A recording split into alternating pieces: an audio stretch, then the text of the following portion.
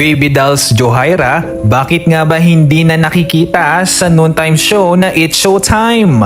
May kinalaman ba ito sa kanilang kontrobersya? Para sa kabuuang ulat, alamin natin ang buong detalye.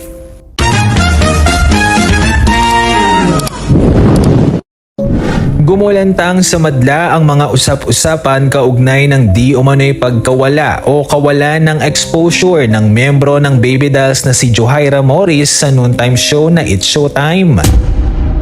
Kasunod ng kontrobersyal na insidente noong July 24, 2026. Sa nasabing episode, binugahan ng tubig sa muka ni Vice Ganda si Johaira sa isang memory Mars kit sa segment na Laro-Laro Pick, sabay hirit ng linyang, "Anong nangyari sa'yo? Bakit nagputik ka?" Ang nasabing pahayag at aksyon ay mabilis na pumatok at umani ng matinding pambabatiko sa social media, kung saan inakusahan ng mga netizens ang komedyante ng pagiging colorist at insensitibo. Agad namang humingi ng pampublikong paumanhin ni Vice Ganda noong July 25 at inaming hindi nila intensyong makasakit ng damdamin ng madlang people. Sa kabila ng mga haka-hakang may malalim na lamat o dahilan kung bakit hindi na raw na nakikita ngayon si Johaira, lumalabas na walang katotohanan ang mga chismis na tinanggal o pinalaya siya sa show.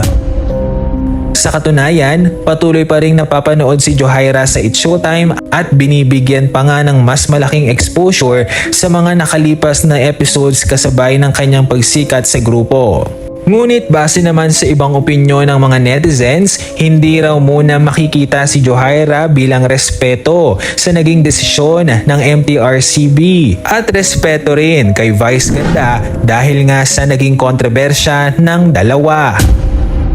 Pansamantala lamang at hindi permanenteng mawawala si Johaira, kaya naman labis-labis ang paghihintay din ng mga netizen kung kailan ang kanyang pagbabalik. Kayo, mga netizen, sa tingin nyo ba ay tama ang naging aksyon ng programa sa usaping ito o dapat ba silang maging mas maingat sa mga skits at biruan sa telebisyon? Comment down below.